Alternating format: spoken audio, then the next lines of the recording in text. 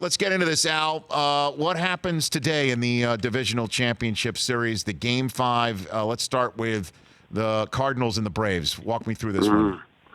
I think the most evenly matched all the way. It looks like to me that the Braves really missed a few opportunities with closing this out.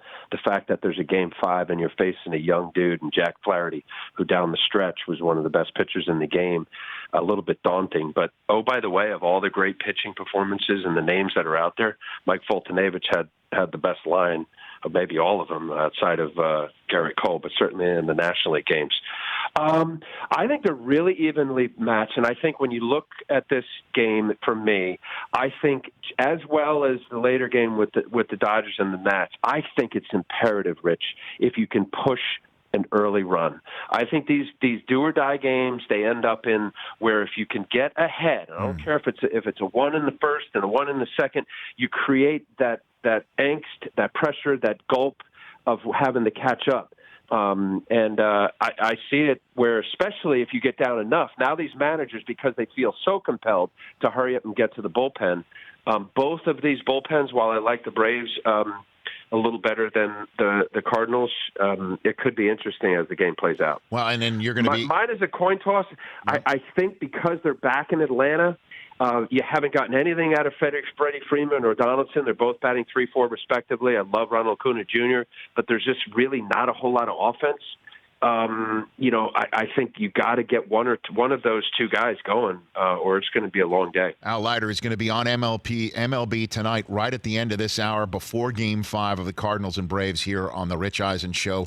Is it safe to say that all of the stuff with Strasburg, and by stuff I mean the stuff that he has, figuratively, and then the hype that he came in with, and the fact that he was held out in crucial situations in this month before because of the fact that they didn't want to put any stress long-term. The long-term has arrived. It is called Game 5 tonight in Los Angeles. Would you agree with that? Yeah, I think you set it up nicely. Look, I think Steven Strasburg is in a different place now. I really do. I know, we keep talking about, when he first came up and pitch counts and not to pitch and when to pitch, and it seemed like it was being controlled by everybody other than the pitching coach or manager. He's in a good place. And what I like about Strasburg, look, I mean, you would also say, here's a guy that's going to be, 1, 2, or 3 in the NL Cy Young, as great as young Walker Buehler is with the 100-mile-an-hour triple-digit fastball. Strasburg really creates a huge problem against the Dodger team, mostly because of Strasburg's ability to throw off speed. The Dodgers are 27th in baseball on curveballs.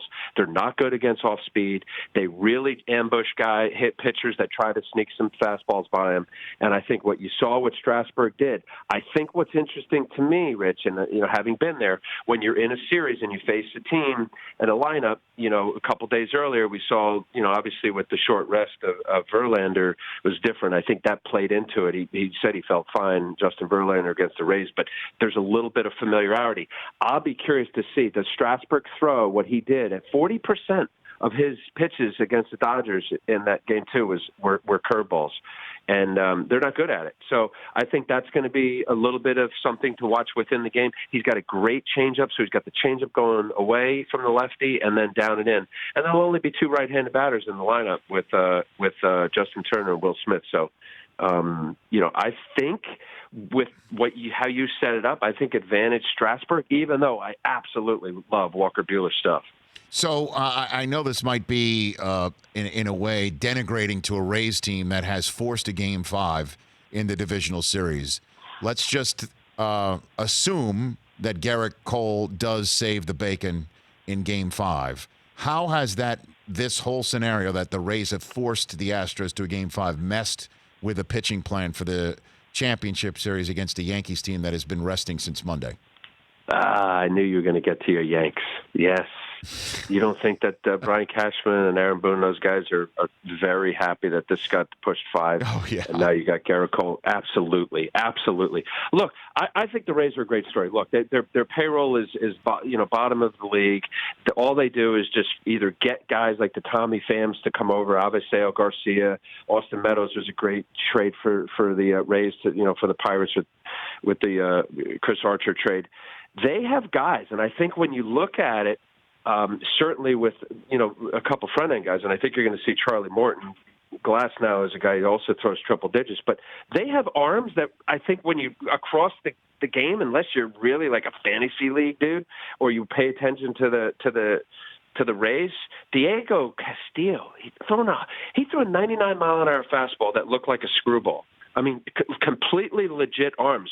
Then you got the left-right. Ryan Yarborough was great. I think the trade that they got for Nick Anderson, who knew Nick Anderson, 29 years old, ended up coming over from the Marlins, did a great job. Then he goes back to the left in Poche, and then you got Pagan. My point is that I think the gulp, if the pressure, no doubt, is on the Astros. And again, like the Braves-Cardinals game, I think it is paramount. I don't know how that the Rays do it because Garrett Cole is exceptional. You've got to figure out a way to apply some pressure and get a couple runs early because that could be. So you think it's real? You're not even talking about a pitching matchup getting a line for the ALCS. You think the Rays have a good shot in Game 5? I think if the Rays, yeah. Well, listen, I say that with you better push a run. Glasnow has to be a dude. If they bring back Blake Snell to get a couple key outs as he closed out the game, but then it's like arsenal of arms. And until late in the game, and it was actually off of Snell, like there really wasn't much going on at all. I mean, they ended up getting 6 hits off of all relievers, and the one run that ended up being pushed across in the 8th inning. So, look, the Astros are cold.